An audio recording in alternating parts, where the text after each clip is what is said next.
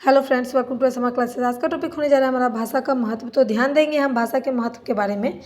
तो भाषा जो है वो मनुष्य के विकास का आधारशिला माना गया है। अब तक जो भी विकास हुआ है वो भाषा के माध्यम से ही हुआ है।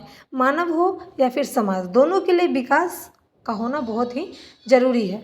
भाषा मनुष्य के बीच में अपने विचार व भाव को अभिव्यक्त करने का साधन माना गया था। ये स्थानीय स्तर पर ही नहीं बल्कि पूरे दुनिया में भाषा ही माध्यम है जिससे कि इंसान एक दूसरे की भाषा बात को समझ सकता है, संस्कृति को समझ सकता है। भाषा मानव के सामाजिक जीवन की बुनियाद है, यानी कि बेसमेंट है।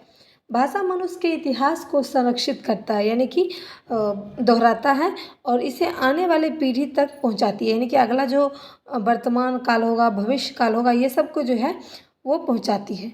और जो कि भाषा के माध्यम से ही अभी तक का मुमकिन हुआ है। पीछे की बात भी हम आपको समझा सकते हैं। भाषा ही मानव की पहचान है। भाषा के माध्यम से ही हम विभिन्न सांस्कृतिक सभ्यताओं को समझ सकते हैं। भाषा से मानव के प्राचीन व आधुनिक इतिहास को समझा जा सकता है। ठीक है, राष्ट्रीय हो या फिर अंतर्राष्ट्रीय स्तर पर एकता बनाए रखने के लिए भाषा का सबसे महत्वपूर्ण साधन माना गया है।